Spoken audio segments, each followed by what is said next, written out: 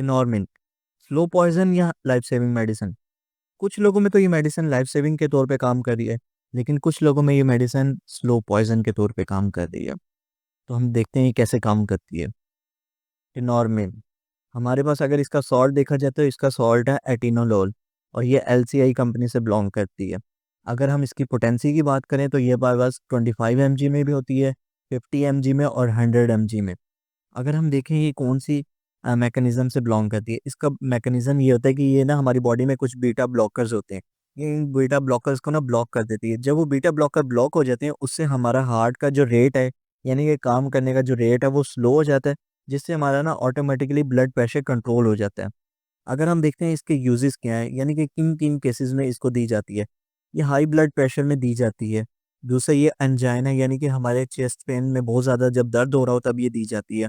वो basically heart का irregularity की वजह से ही दर्द हो रहा होता है। एरिथमिया, ये एक इरेगुलर हार्ट बीट की कंडीशन है। इस कंडीशन में भी हम टिनोरमिन को दे दिए जाते हैं। और हार्ट अटैक के बाद भी ये अक्सर मेडिसिन डॉक्टर प्रिस्क्राइब करते हैं ताकि ये हार्ट को आगे प्रोटेक्ट कर ले। अगर हम देखें इसकी डोजेज़ कितनी दी जाती है, तो रेगुलर डोजेज़ इसकी 25 एमजी या 50 एमजी होती है, लेकिन इसको हम मैक्सिमम 100 एमजी तक ले जाते हैं। ये सब कुछ डॉक्टर के एडवाइस के अकॉर्डिंग ही होता है। तो अब हम आते हैं कि इसके साइड इफ़ेक्ट क्या होते हैं। इसका साइड इफ़ेक्ट सबसे इम्पोर्टेंट ये है कि हार्ट रेट को बहुत ज़्यादा स्लो कर देता है। इसकी वजह से चक्कर वगैरह और वीकनेस वगैरह हो जाती है। ये डिप्रेशन वगैरह भी करता है, और सबसे मेन ये ब्रीथिंग प्रॉब्लम, यानी कि साँस लेने में दुश्वारी कर देता है, उन लोगों में जिनको साँस का मसला है। तो अब हम अपने पॉइंट पे चलते हैं कि ये स्लो पॉइज़न है या लाइफ सेविंग मेडिसिन है। तो ये स्लो पॉइज़न के तौर पे ऐसे काम करती है जब आपका हार्ट रेट जब आपका 60 से आपकी पल्स बहुत ज़्यादा कम हो जाए। तो जब आपकी पल्स 60 से कम हो जाएगी, तो ये उस कंडीशन में बहुत ज़्यादा डेंजरस हो जाती है। तो उस कंडीशन में आपने टिनोरमिन को बिल्कुल नहीं लेना है। नहीं तो ये पॉइज़न के तौर पे है, ना कि लाइफ सेविंग के तौर पे।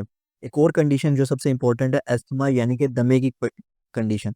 इसमें लोगों को ना साँस की बीमारी होती है, साँस का इश्यू होता है। तो उस कंडीशन में तो ये डॉक्टर बिल्कुल एडवाइस नहीं करते, क्योंकि ये ब्रीदिंग का सिस्टम, साँस लेने का अमल को और ज़्यादा ख़राब कर देती है। और सबसे इम्पोर्टेंट चीज़ जो हमारे लोगों में अक्सर एक मिसकॉन्सेप्शन है कि हम जैसे ही ठीक हो जाते हैं हम इस मेडिसिन को नहीं लेते। तो इस मेडिसिन को बिल्कुल भी अचानक नहीं छोड़नी।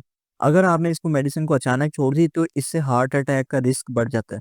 ये थी वो सारी कंडीशन जिसमें ये स्लो पॉइज़न के तौर पे काम करता है।